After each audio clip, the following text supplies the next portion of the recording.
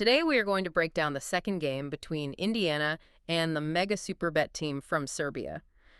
This matchup wrapped up IU's perfect trip to Puerto Rico. Right. And it was a true nail-biter, this Yeah. one. Indiana just barely getting the win, 81-80 over, professional Serbian club. August 11th, 2025 at Coliseo Guillermo Angulo. Exactly. And it capped off a perfect 3-0 run for the Hoosiers in their preseason tour. Pretty big deal. Yeah, and, for anyone keeping track, it felt a lot like the day before, didn't it? Same opponent, same kind of drama. Definitely echoed it. Showcased this incredible comeback ability under the new coach, Darian DeVries. It really suggests something's brewing there, resilience-wise. For sure. Okay, so let's unpack this game. The first half, frankly, was a tough watch. Oh, yeah. Indiana fell behind by, as many as 22 points. 22, yeah. Trailing 26-15 after one, and then, 50-30 at the half. A huge deficit. Just a classic slow start for IU. Seemed like poor shooting, turnovers. Some folks were saying maybe tired legs from the tour. Could be.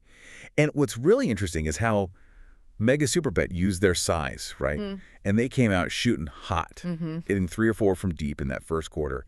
They really put pressure on Indiana's defense inside. Made it tough. Yeah, they kind of shut down the driving lanes, forced IU into some tough shots.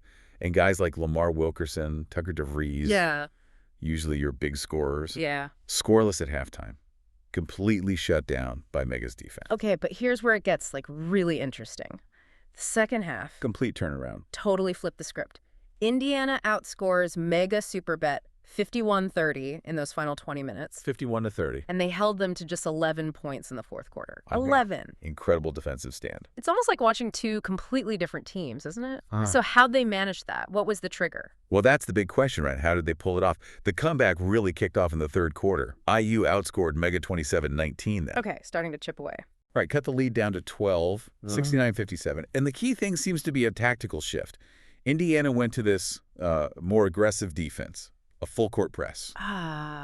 Okay. That makes sense. Disrupt their flow. Exactly. It forced Mega into rushing things, fewer good looks, and suddenly Wilkerson and DeVries, who were silent before, they exploded for 15 points just in that third quarter. Yeah. Wilkerson hitting some deep threes, got the energy going, DeVries driving, getting to the line. Taking advantage of the faster pace, maybe. Seems like it. More effective ball movement, too. And then the fourth quarter.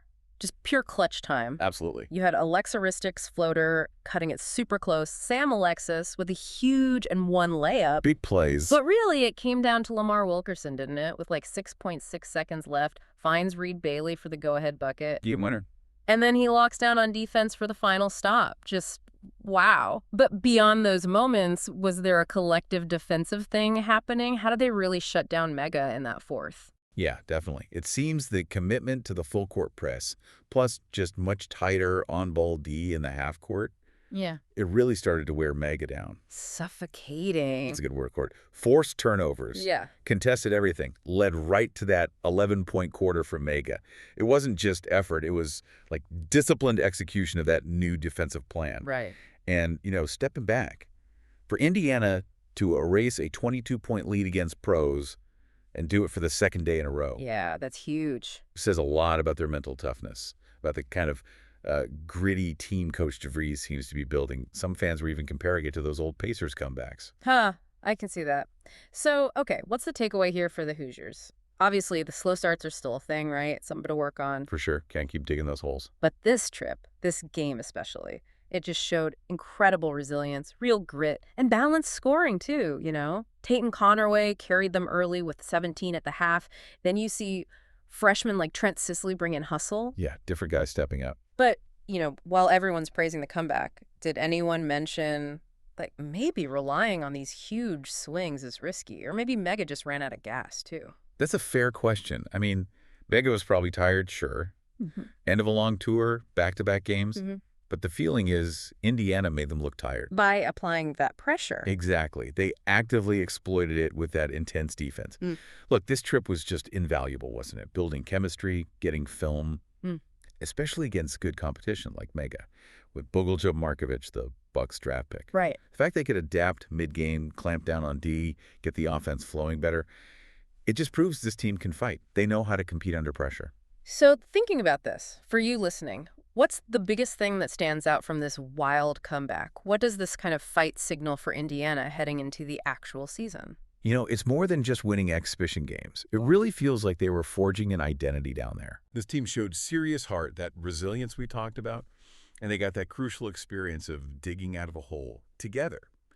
It really sets a promising tone for the 2025-26 season, shows they've got that fire. Even when things look bad, they know how to battle back.